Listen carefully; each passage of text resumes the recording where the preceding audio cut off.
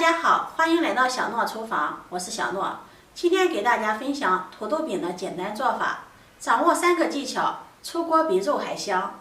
一起看看我是怎么做的吧。首先，我们把土豆的外皮削掉，土豆一定要选择大一点的，或者是多准备几个，不然不够吃的。皮去完了之后，再把土豆清洗干净。然后把它放在案板上，再切成薄片，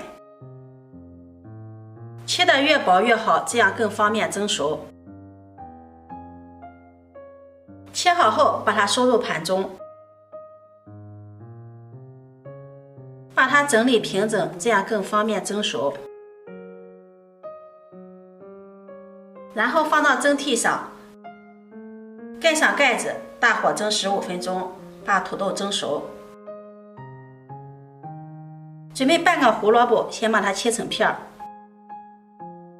这款美食的优点之一就是食材可以随意搭配，只要是自己喜欢的、觉得营养的都可以加。然后再切成条，最后再切成小碎丁。切好后装入盘中备用。准备1块钱的豌豆粒，把它淘洗干净，然后控水捞出，装入盘中备用。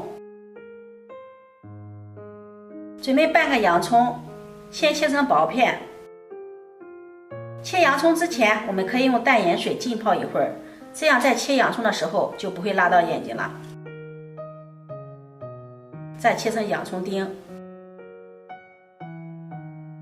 切好后装入盘中备用。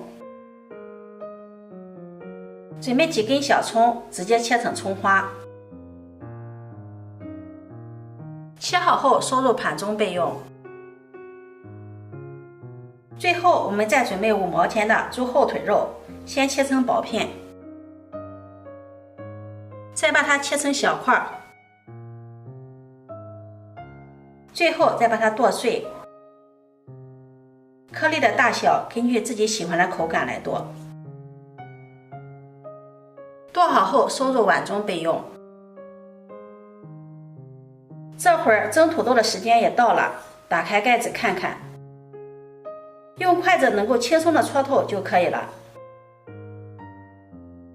现在把它取出来，倒入大一点的碗中。然后用擀面杖把它压成土豆泥，尽量压得细腻一些，像这个程度就很好了，先放在一旁备用。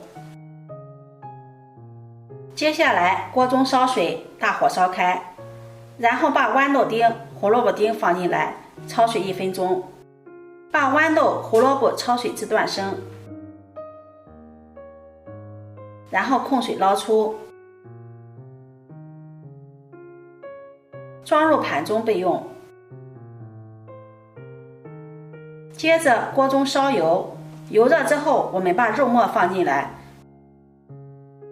快速的把肉末拨散开，中火慢慢的翻炒，把肉末炒至变色。然后我们把洋葱丁放进来，翻炒均匀。再把胡萝卜丁、豌豆加进来，翻炒均匀就可以了。调味料我们就先不用放了，后面我们还要进行一次配料的。像这样炒香之后就可以关火了。倒入土豆泥里面，再把切好的葱花放进来。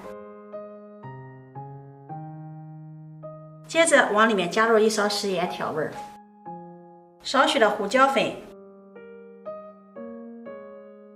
再加入1勺生抽，适量的蚝油，用筷子给它们充分的搅拌均匀，使碗中的全部调料均匀的入味儿。